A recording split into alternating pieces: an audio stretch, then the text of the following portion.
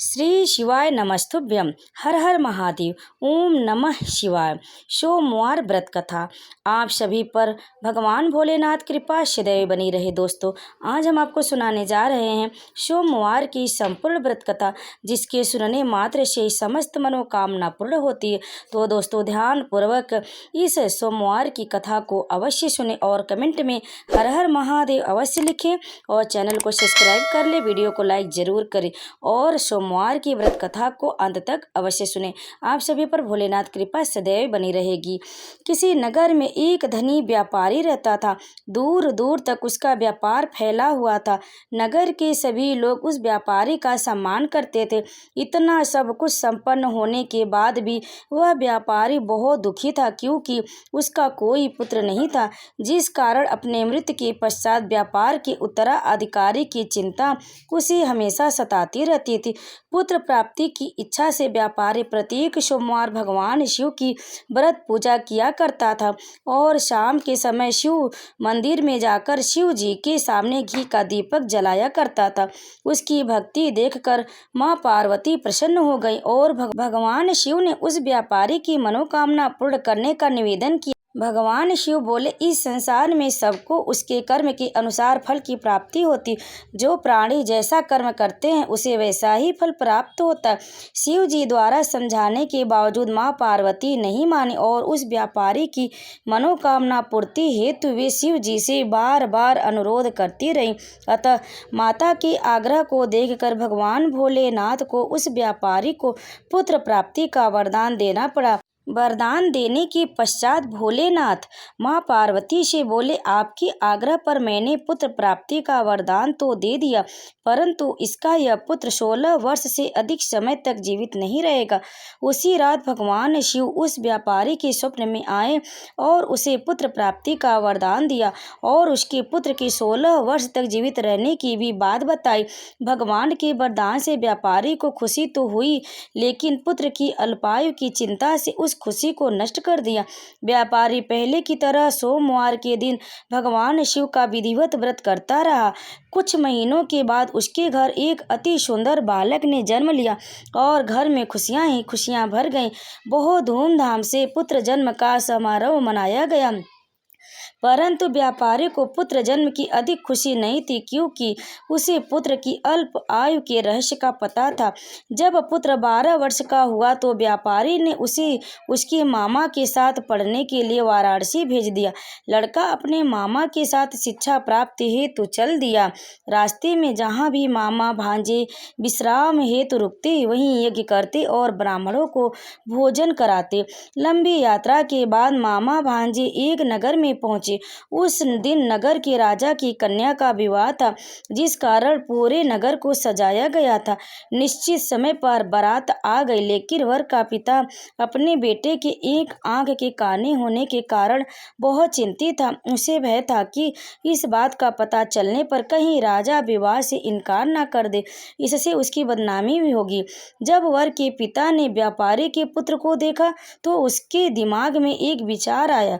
उसने सोचा, क्यों न इस लड़के को दुल्हा बनाकर राजकुमारी से विवाह करा दूं। विवाह के बाद उसको धन देकर विदा कर दूंगा और राजकुमारी को अपने नगर ले जाऊंगा। वर के पिता ने लड़के के मामा से इस संबंध में बात की। मामा ने धन मिलने की लालच में वर के पिता की बात स्वीकार कर ली। लड़के को दूल्हे का वस्त्र पहनाकर राजकुमारी से विवाह करा दिया गया। राजा ने बहुत सारा धन देकर राजकुमारी को विदा किया। शादी के बाद लड़का जब राजकुमारी के साथ लौट रहा था तो वह सच नहीं छिपा सका और उसने राजकुमारी की ओढ़नी पर लिख दिया, राजकुमारी, तुम्हारा विवाह मेरे साथ हुआ था। मैं तो वाराणसी पढ़ने के लिए जा रहा हूँ और अब तुम्हें जिस नवयुवक की पत्नी बनना पड़ेगा वह कान्हा है। जब राजकुमारी ने अपनी ओढ़नी पर लिखा हुआ पढ़ा तो उसने काने लड़के के साथ जाने से इनकार कर दिया। राजा को जब ये बात पता लगी तो उसने उसने राजकुमारी को महल में ही रख लिया। उधर लड़का अपने मामा के साथ वाराणसी पहुंच गया और गुरुकुल में पढ़ना शुरू कर दिया। जब उसकी आयु 16 वर्ष की हुई तो उसने यज्ञ किया। यज्ञ की समाप्ति पर ब्राह्मणों को भोजन कराया और खूब अन्न वस्त्र दान किए। रात को वह अपने शयन कक्ष में सो गया। शिव के वरदान के अनुसार शयनावस्था में उसके प्राण पखेरु उड़ गए।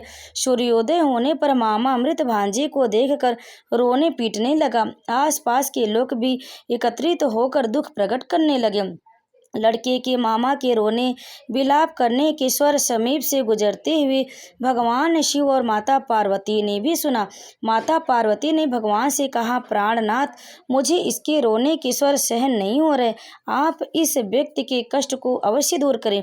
भगवान शिव ने माता पार्वती के साथ अदृश्य रूप में समीप जाकर देखा तो भोलेनाथ माता पार्वती से बोले, यह तो उसी व्यापारी का पुत्र है जिसे मैंने 16 वर्ष की आयु का वरदान दिया था। इसकी आयु पूरी हो गई। माँ पार्वती ने फिर भगवान शिव से निवेदन कर उस बालक को जीवन देने का आग्रह किया। माता पार्वती के आग्रह पर भगवान शिव ने उस लड़के को जीवित होने का वरदान दिया और कुछ ही पल में वह जीवित होकर उठ बैठा। शिक्षा समाप्त करके लड़का मामा के साथ अपने नगर की ओर चल दिया। दोनों चलते हुए उसी नगर में पहुंचे जहां उसका विवाह हुआ था। उस नगर में भी यज्ञ का आयोजन किया। समीप से गुजरते हुए नगर के राजा ने यज्ञ का आयोजन देखा और उसने तुरंत लड़के और उसके मामा को पहचान लिया। यज्ञ के समाप्त होने पर राजा मामा और लड़के को महल ले गया और कुछ दिन उन्हें महल में रखकर बहुत सा धन वस्त्र आदि देकर राजकुमारी के साथ विदा कर दिया। इधर भूखे प्यासे रहकर व्यापारी और उसकी पत्नी बेटे की प्रतीक्षा कर रहे थे। उन्होंने प्रतीक्षा कर रखी थी कि यदि उन्हें अपने बेटे की मृत्यु का समाचार मिला तो दोनों अपने प्राण त्याग देंगे, परंतु जैसे ही उसने बेटे के जीवित वापस लौटने का समाचार सुना तो वह बहुत प्रसन्न हुआ। वह अपनी पत्नी और मित्रों के साथ नगर के द्वार पहुंचा। अपने बेटे के विवाह का समाचार सुनकर पुत्र वधू राजकुमारी को देखकर उसकी खुशी का ठिकाना न रहा। उसी रात भगवान शिव ने व्यापारी के स्वप्न में आकर कहा, हे श्रेष्ठी, मैंने तेरे सोमवार के व्रत करने और व्रत कथा सुनने से प्रसन्न होकर तेरे पुत्र को लंबी आयु प्रदान की है। पुत्र की लंबी आयु जानकर व्यापारी बहुत प्रसन्न हुआ। शिव भक्त होने तथा सोमवार का व्रत करने से व्यापारी की सभी मनोकामनाएं पूर्ण हुई। इसी प्रकार जो भक्त सोमवार का विधिवत व्रत करते हैं और व्रत कथा सुनते हैं उनकी सभी इच्छाएं पूरी होती हैं। तो एक बार प्रेम से बोलिए भगवान भोलेनाथ की जय।